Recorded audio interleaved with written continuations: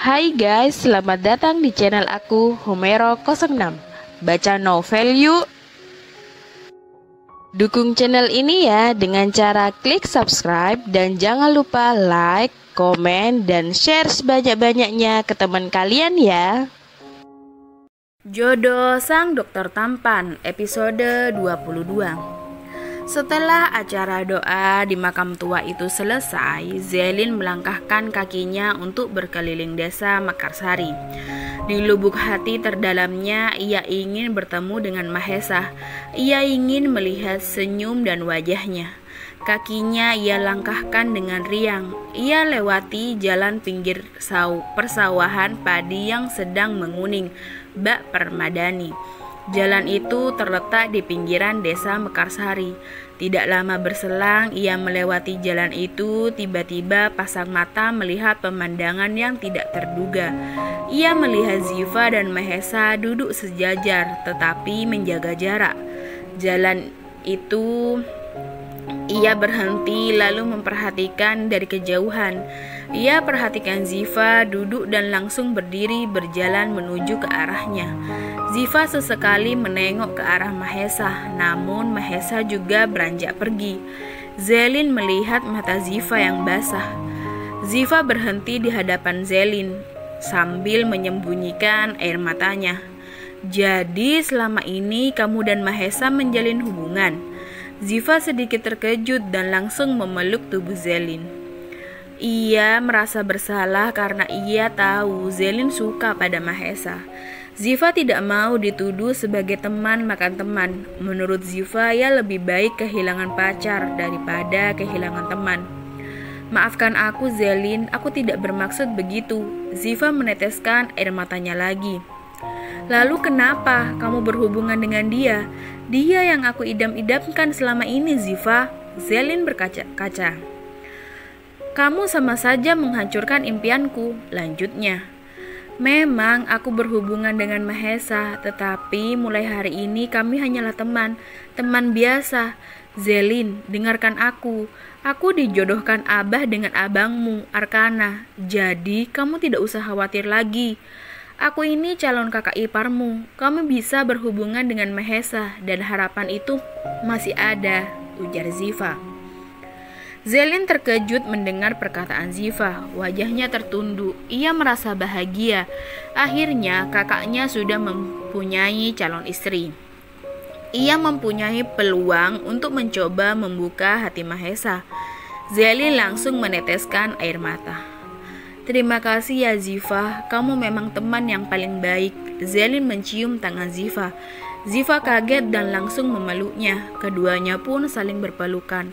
Pelukan itu seakan pelukan seorang kakak kepada adiknya yang telah lama tak bersua. Sesaat berpelukan itu pun terlepas. Ziva dan Zelin menghapus air matanya. Mereka lalu berjalan berlawanan. Ziva pulang sementara Zelin melanjutkan perjalanannya. Zelin berharap bisa bertemu dengan Mahesa walaupun sekedar untuk melihat senyumannya. Sangat cukup mengobati rasa gundahnya. Baginya wajah Mahesa dapat meredupkan kegundahan di hatinya. Di kediaman keluarga Pak Kiai Sutomo. Sesampainya di rumah, Ziva langsung membuka pintu secara perlahan. Ia takut ketahuan Umi dan abahnya. Setelah menutup pintu dengan perlahan, Ziva melangkah mengendap-endap seperti maling hendak mencuri isi rumah. Matanya yang tajam memandang setiap sudut rumah. Ia merasakan seperti berjalan di kuburan. Dari mana saja kamu, Ziva? Suara seorang laki-laki menghentikan langkahnya. Suara itu sungguh bernada marah. Ziva berhentikan kakinya, merasa menginjak paku. Tubuhnya dingin. Ziva mencari sumber suara itu dan ternyata itu suara Pak Kiai yang sedang menuruni tangga. Kepala Ziva pun menunduk. Dari mana saja kamu? Tadi berpamitan ke toilet, kok sampai sekarang baliknya? Abahnya mulai menginterogasi sambil duduk di sofa. Dari jalan-jalan, Mbah. Ziva gagap, suaranya seakan membeku. Ia langsung mendekat dan duduk di dekat abahnya. Bu Nyai Fadila muncul di balik dinding tebal yang bercat putih yang melangkah dengan tenang. Dia langsung duduk berdampingan dengan Ziva. Ia mengusap bahu Ziva dengan hangat. "Kamu ini anak Pak Kiai." Tutur kata dan perbuatan itu menjadi sorotan para warga. Seharusnya kamu menjaganya, bukan malah melanggarnya. Lihat, apa yang kamu perbuat itu telah mencemarkan nama Abah dan Umi di mata warga kedua desa. Muka Abah dan Umi harus ditaruh di mana sekarang? Kenapa kamu meninggalkan acara itu? Ujar Pak Kiai. Ziva masih tertunduk. Air matanya menetes melalui ekor matanya. Ia merasa bersalah sudah mengecewakan Abah dan Uminya. Dengan tenaga yang tersisa, Ziva pun menjawab, "Karena kegiatan ini tidak dituntun oleh Rasulullah SAW. Menurut Ziva itu, bila seseorang telah melakukan bid'ah, maka tak ubahnya telah melakukan sebuah kesesatan. Itulah kenapa Ziva meninggalkan tempat itu," ujar Ziva sedikit gugup. Pipinya terasa berat. "Tahu apa kamu tentang bid'ah? Ilmu kamu belum setinggi Abah. Itu bukan bid'ah, itu tradisi kita. Kita ini melestarikan tradisi. Sebelum Abah lahir pun kegiatan ini sudah dilaksanakan oleh orang-orang di desa ini. Jadi kita wajib menghormatinya," ujar Pak Kiai Sutomo dengan geram. "Kita boleh melestarikan tradisi, tetapi tradisi yang baik untuk kita dan tidak melanggar hukum-hukum agama. Tradisi tadi menurut Ziva sudah melenceng dari Islam. Bukannya kita hanya boleh berharap kepada Allah semata, tetapi acara tadi ada doa-doa yang bukannya mendoakan si mati, tapi malah meminta. Sangat aneh tentunya jika kita meminta agar bisa lulus ujian, karir lancar, atau dagangan laris kepada nenek moyang kita yang sudah mati itu. Syirik, ujar Ziva mendapat keberanian berdebat dengan ayahnya. "Sudah toh, jangan pakai cekcok, malu didengar tetangga," ujar Bu Nyai berusaha menengahi. "Biar sekalian malu, Mi. Sudah sana, kamu masuk kamar. Abah tidak mau berdebat denganmu lagi. Ingat, malam ini keluarga Pak Heru akan kesini untuk melamarmu secara resmi dan membicarakan pernikahanmu dengan Arkana. Tadi Abah sudah berbicara dengan Pak Heru ketika di makam tua. Persiapkanlah jawaban yang baik, dandan yang cantik, dan jangan mengecewakan Abah dan Umi lagi," ujar Pak Kiai dengan nada suara yang tinggi. Ziva langsung bergegas ke kamar sambil mengusap air matanya. Sesampainya di kamar, Ziva langsung menghempaskan tubuhnya ke tempat tidur. Ia pandang langit-langit kamarnya, tubuhnya seakan menyatu tak berdaya dengan kasur empuk. Mata beningnya semakin lama semakin membasahi bantal putih yang digunakannya. Bibirnya terus bergetar mengikuti irama hati. Ia harus memberi jawaban yang tidak mengecewakan Abah dan Uminya nanti malam. Ziva bingung harus bagaimana, harus melakukan apa.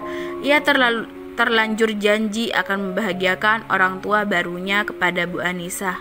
Karena bahagianya Bu Anissa juga kebahagiaan orang tua barunya. Ia tatap lekat lampu kristal yang ada di atasnya. Alunan kristal yang bergoyang oleh angin itu membuat Ziva teringat masa-masa indah bersama Mahesa. Masa-masa ketika Ziva dikenalkan oleh Amirah, waktu Mahesa sedang melewati persawahan itu. Pertemuan itu dan pertemuan di masjid hingga saat mereka saling mengucap perpisahan. Sungguh beruntung bila wanita mendapat suami seperti Mahesa, gumam Ziva menitikkan air mata.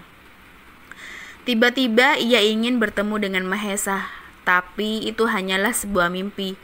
Apabila ia keluar dari kamar, pasti dimarahin habis-habisan oleh abahnya. Astagfirullah, ya Allah, kenapa di saat seperti ini aku malah terbayang-bayang oleh Mahesa? Bantulah hamba untuk melupakannya, karena hamba akan membahagiakan orang tua hamba, ya Allah, gumam Ziva. Ia melangkah ke balkon, langkahnya sedikit diseret, menggambarkan suasana hati yang sedang dilanda dilema. Angin di luar seketika mengeringkan air matanya. Jilbabnya tergoyang-goyang oleh angin yang sedang berdendang. Sepasang matanya memandang dari sudut ke sudut. Semuanya seakan membisu dan tak peduli suasana saat itu. Yang ada semakin menambah hati terasa sesak. Awan putih sekejap menjadi gumpalan tebal awan hitam. Angin berhembus semakin kencang hingga terasa di setiap rusuk tulangnya. Ziva masih menatap lurus, matanya berkaca-kaca dan tak lama air hangat menetes membasahi pipinya. Ia pun menangis lagi. Suara petir itu seakan menyobek langit, tetapi ia tidak memperdulikannya. Ia hanya bisa menangis. Ia duduk menyatu dengan lantai balkon. Petir semakin menggelegar. Bunyi khas itu seakan marah kepada Ziva. Tak lama hujan pun turun sangat lebat. Ziva tetap duduk di balkon. Air mata hangatnya menyatu dengan air hujan yang dingin. Terasa seperti jarum ketika mengenai tubuh ini. Sekujur tubuhnya basah. Meskipun menggigil kedinginan, ia tetap berada di tempatnya. Ya Allah, aku mencintai Mahesa. Aku merindukan Mahesa. Ingin sekali melihat senyumanmu. Senyumanmu saja aku sudah bahagia. Tetapi aku tidak bisa melihat senyuman itu lagi. Senyuman yang memberikanku semangat. Senyuman itu akan hilang. Hilang ditelan dinding tebal. Aku sendiri di sini. Kebahagiaanku putus dan rapuh. Gumam Ziva dan air matanya terus keluar yang menyatu dengan air hujan yang begitu dingin. Ia seakan tidak mempunyai lagi kekuatan untuk menangis.